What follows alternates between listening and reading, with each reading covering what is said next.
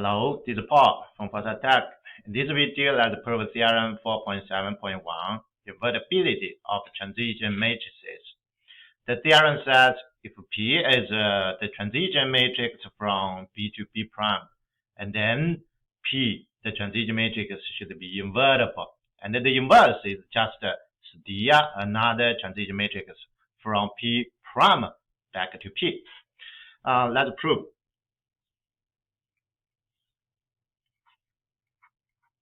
First, because that's a finite dimension, let's say the dimension is 2. And you can set up any other dimension. It's the same proof. And then we need 2 results, okay, before we reach to the conclusion. And then the first result is this. Okay, so if B is a basis, including 2, because the dimension is 2, and then the transition from B to itself should be identity. Okay, we use the definition to give a proof of the first result. Here's the definition. Okay, the transition matrix is defined column by column. So here should be U1, coordinate vector of U1 and B, the basis B. So the second column should be U2, the coordinate vector of U2 and the basis B. Okay, then we calculated the first column and the second column. We only need the coordinate representation, the basis representation. See here. Is this true, right? So U1 is described by a linear combination of the basis. The linear coefficient 1 and 0 should be the coordinate vector, which is the first column.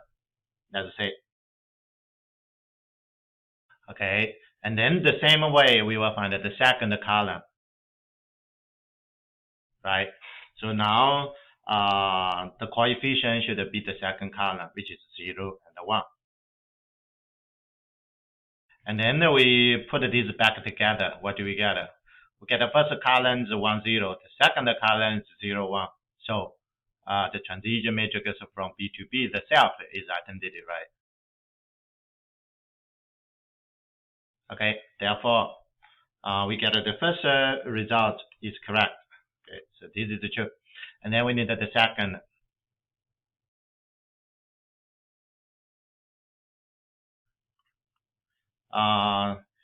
Suppose we have ABC3 basis, and then we have this relationship of the transition matrix between these 3 bases.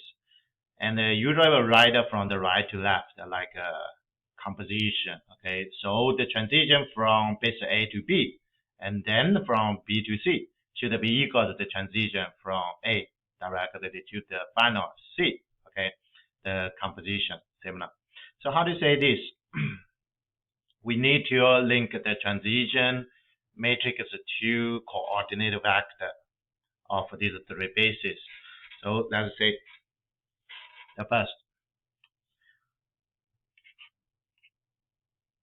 Okay, so this is any vector in the whole space, in the vector space. And then we look at the coordinate representation. Okay, and C. Is this true? That's the result, right, about the transition.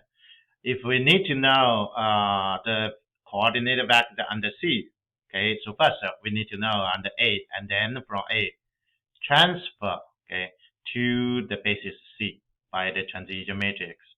That's how we use the transition matrix. Okay. Remember, always left multiply. Okay, left multiply. This is one way. We have another way to find the coordinate vector of V and the basis C. Okay, so here is the same, right? If I know the coordinate under B, and then from B transfer to C, transition matrix, and then we get the coordinate vector. Okay, it's under C. Again, one more time. How about the coordinate vector under B? Under B, we can transfer from A to B, right? So therefore, I can write it this way. Okay, see, the coordinate vector and the B should be from A and then transfer to B. We do have two transition matrices now, and we can combine them, okay, by associative, because these are the three matrices come together. So, okay, so far we almost get the results, and see the multiplication is here, and A to C is there. Okay, can we see? Is these matrices equal this product of the two matrices? Yeah, it is. Because, so this equation, by the equation 1 and the equation 2, the left are equal each other because that's the coordinate vector representation. The coordinate vector, right? And see, here is the two matrices multiplied together. Here's the two matrices, okay, multiplied together. Because this V is any matrix. Imagine you can pick a specific matrix. So, for example, if I pick a V as the specific vector in the basis of A, similar like a standard unit vector in Euclidean space, and then you can make a conclusion, okay? Because these matrices times any column vector equals these matrix times the same column vector. If we pick the column vector is like a standard matrix, we put it together, easily to see. These matrix should be equal to this matrix. Is that true? Okay. So, and this means the transition from A to B and then from B to C, of course, is the transition from A directly to C. Right? So this is true, right? The second, we proved. Now we can make a conclusion, okay, to the proof. So the last. What do? We need to see this from, let's back to see, from a base B to base prime. Okay, so that's the matrix P. Let's say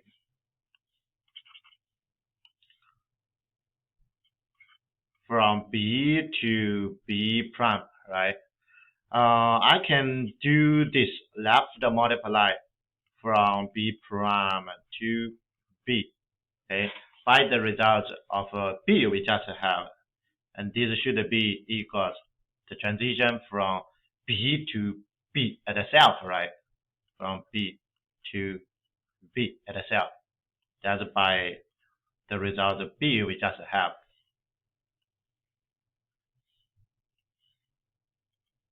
Okay, right? So from A to B, from B to C equals from A to C. But of course, A and C are the same. Okay, so we just pick. So this is true. And by the first result, we know from a basis transfer to itself equals identity, right? Transition. So this equals I, identity matrix. This is the first result.